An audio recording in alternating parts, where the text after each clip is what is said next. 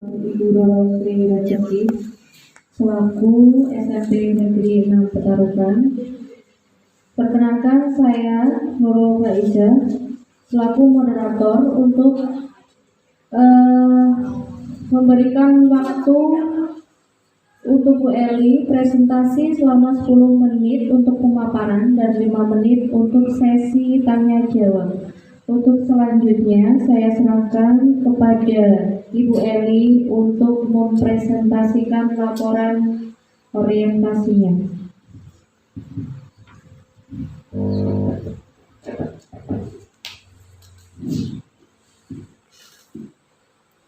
Terima kasih. Assalamualaikum warahmatullahi wabarakatuh. Yang terhormat Ibu Roro Sri Rajaki selaku mentor di Pilok SMP Negeri 6 Petarukan dan sekaligus kepala sekolah di SMP Negeri 6 Petarukan. Yang saya banggakan peserta orientasi P3K di Pilok SMP Negeri 6 Petarukan. Terima kasih atas waktu yang diberikan kepada saya untuk menyampaikan laporan hasil orientasi pengenalan nilai dan etika pada instansi pemerintah bagi pegawai pemerintah dengan perjanjian kerja Kabupaten Pemalang, Provinsi Jawa Tengah, Angkatan 4. Latar belakang. Untuk mewujudkan tujuan nasional dibutuhkan ASN atau aparatur sipil negara. ASN diberikan tugas diantaranya adalah melakukan pelayanan publik, kemudian tugas pemerintahan dan tugas pembangunan. ASN dibagi menjadi dua, yaitu PNS dan P3K. Kalau P3K itu ditekankan pada perjanjian kerja dengan masa jabatan tertentu, kalau PNS tidak. Nah, untuk melaksanakan tugasnya dengan baik diperlukan pembekalan atau orientasi. Kami selaku P3K memiliki program kerja. Namun perlu mengetahui adanya visi misi Kabupaten Pemalang dan visi misi untuk sekolah saya khususnya yaitu SMP Negeri 4 Ampel Gading. Adapun visi Kabupaten Pemalang yaitu terwujudnya Kabupaten Pemalang yang adil, makmur, agamis dan nangeni. Misinya yaitu yang pertama, mewujudkan rasa aman, ketentraman, dan ketertiban masyarakat. Yang kedua, mewujudkan penyelenggaraan tata kelola pemerintahan yang baik dan bersih. Yang ketiga, mewujudkan pembangunan mental dan karakter masyarakat yang agamis, toleran, dan gotong royong. Kemudian yang keempat, mewujudkan keterpaduan pembangunan pedesaan dan perkotaan. Yang kelima, mewujudkan kemandirian ekonomi yang berbasis pada potensi lokal. Yang keenam, mewujudkan pembangunan infrastruktur yang kuat dan berkesinambungan. Berikut adalah struktur organisasi dan tata kerja dari pemerintah Kabupaten Pemalang. Kami paparkan visi dari SMP Negeri 4 Ampel Gading, yaitu cerdas, mandiri, terampil, berbudi luhur, dan beriman. Adapun misinya dari SMP Negeri 4 Ampel Gading adalah melaksanakan pembelajaran dan bimbingan secara efektif dan mandiri, kemudian meningkatkan kedisiplinan dan budi pekerti menuju pelaksanaan tata tertib dan tata krama pergaulan yang beradab. Yang ketiga, meningkatkan penghayatan terhadap agama yang dianut dan budaya bangsa sebagai sumber kearifan dalam bertindak. Kemudian yang selanjutnya, meningkatkan ketersediaan dan kesiapan sarana dan prasarana serta media pembelajaran yang bermutu. Yang kelima adalah menerapkan MBS, manajemen berbasis siswa, yang transparan, fleksibel, dan akuntabel, dan mampu melaksanakan tugas secara bertanggung jawab. Yang keenam adalah menerapkan manajemen partisipatif yang melibatkan seluruh warga sekolah yang terkait. Berdasarkan visi misi tersebut, kami merencanakan suatu program kerja, yaitu yang pertama, menyusun rencana pembelajaran. Sasarannya adalah peserta didik. Kemudian tujuannya meningkatkan efisiensi dan efektivitas pembelajaran. Yang namanya rencana mestinya dilakukan sebelum proses pembelajaran dimulai. Proses ajaran dimulai bulan Juli, berarti sebelum bulan Juli, ya, itu sudah kami susun rencana pembelajaran sesuai dengan kondisi dan latar belakang dari sekolah kami. Yang kedua, melaksanakan pembelajaran dan bimbingan. Ya, jadi tugas kita sebagai guru tidak hanya mengajar, tetapi juga membimbing serta mendidik. Nah, sasarannya adalah peserta didik. Tujuannya menciptakan situasi belajar yang optimal dengan memfasilitasi, membimbing, dan melatih peserta didik. Kemudian yang selanjutnya adalah evaluasi proses dan hasil belajar. Sasarannya adalah peserta didik. Tujuannya mendapatkan umpan balik kegiatan pembelajaran. Nah, yang keempat adalah inovasi pembelajaran. Sasarannya adalah peserta didik. Tujuannya meningkatkan efisiensi dan efektivitas pembelajaran. Kemudian yang selanjutnya yaitu proyek profil pelajar Pancasila. Sasarannya adalah peserta didik. Tujuannya meningkatkan pemahaman siswa tentang penerapan pembelajaran di kehidupan sehari-hari. Nah, untuk proyek itu kami rencanakan berkolaborasi dengan semua mata pelajaran. Dan kami rencanakan ada 3 tema yang kami angkat. Yang pertama adalah suara demokrasi, yang kedua adalah gaya hidup berkelanjutan, dan yang ketiga adalah kewirausahaan. Untuk suara demokrasi itu melatih anak, tujuannya melatih anak untuk menyalurkan aspirasinya dengan contohnya kegiatan pemilihan ketua OSIS. Nah, dengan kegiatan tersebut anak dilatih untuk berdemokrasi.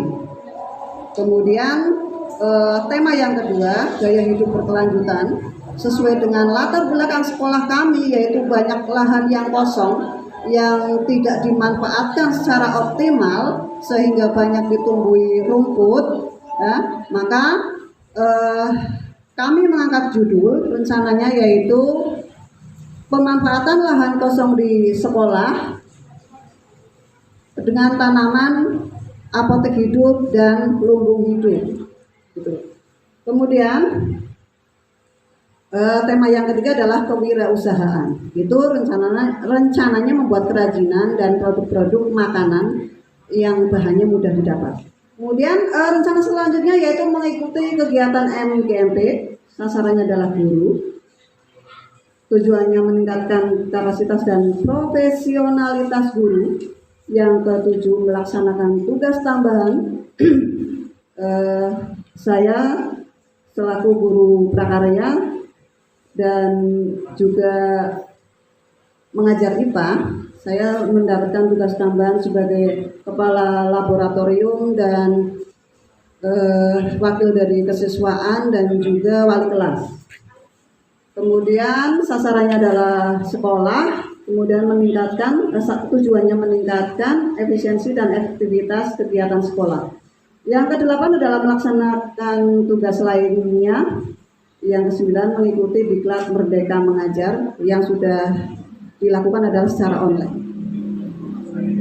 Ya, kami ucapkan terima kasih kepada pihak penyelenggara yang telah memberikan motivasi serta bekal yang bermanfaat, sehingga untuk kedepannya kami mendapatkan manfaat, ya, yaitu menjalankan tugas dengan baik, kemudian bisa untuk meningkatkan etos kerja sesuai dengan tugas pokok dan fungsinya masing-masing.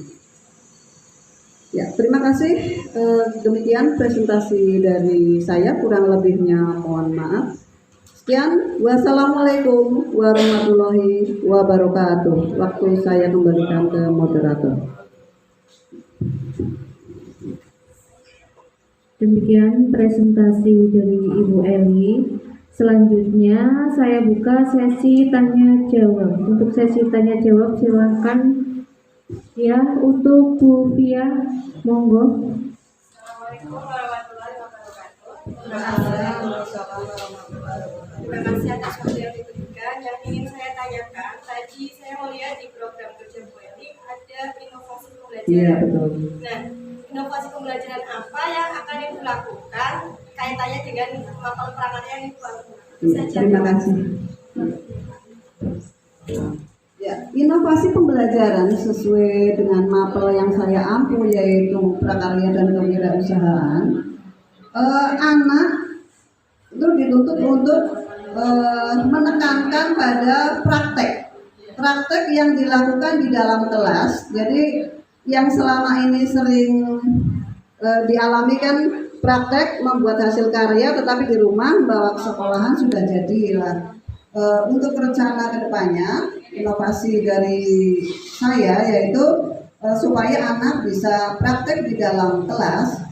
Misalkan untuk materi prakarya kerajinan dari serat alam, itu membuat bunga dari ini daun pisang yang sudah kering.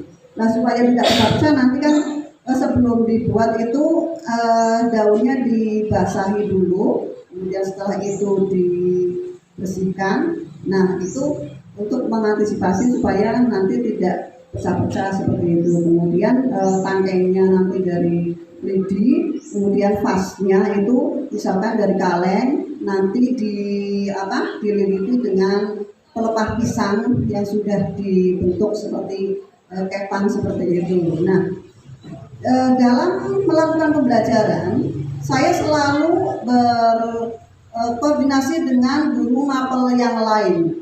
Karena mengingat kondisi sekolah kami agak berbeda dengan sekolah Bapak Ibu semua atau sekolah-sekolah yang lain, intinya harus memikirkan terkait biaya.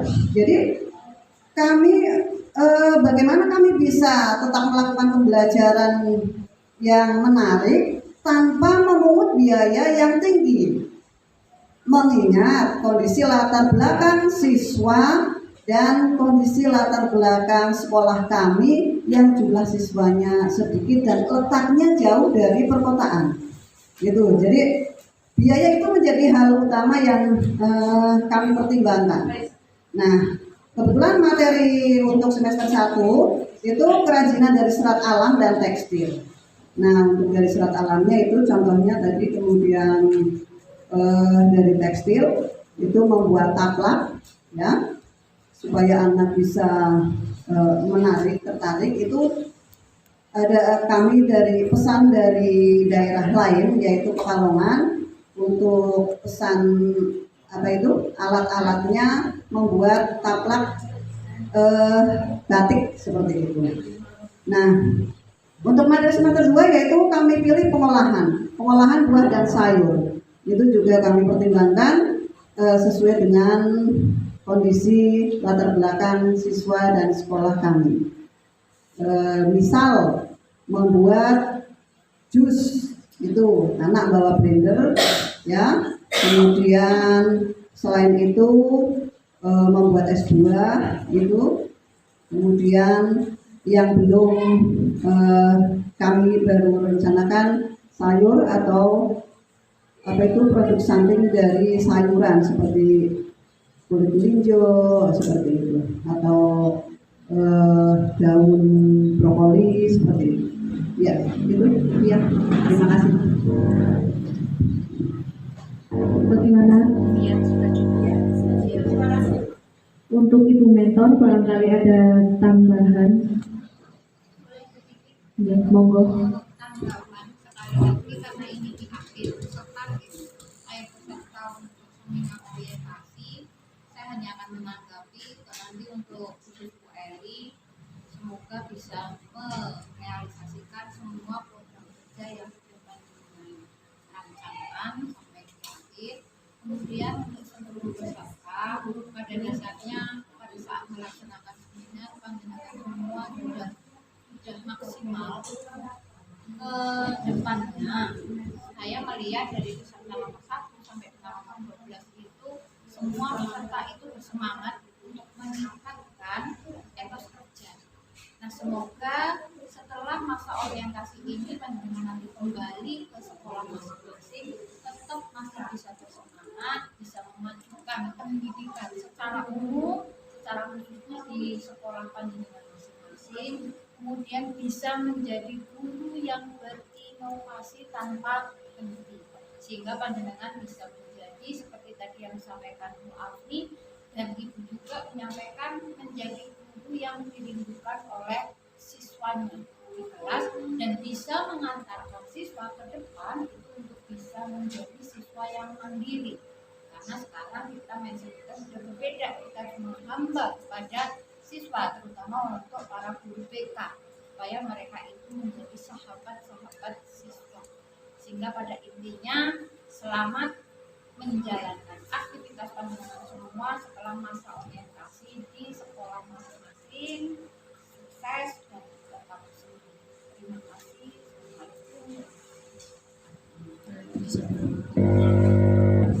Ya, terima kasih kepada Ibu Rorosri Rezeki yang telah memberikan masukannya, bimbingannya. Semoga dapat menjadi bekal untuk kami dalam menjalankan tugas sehingga bisa tercapai adanya tujuan pendidikan nasional. Demikian sesi tanya jawab sudah selesai. Terima kasih atas partisipasinya Bapak Ibu. Akhirul kalam, Assalamualaikum warahmatullahi wabarakatuh. Waalaikumsalam warahmatullahi wabarakatuh.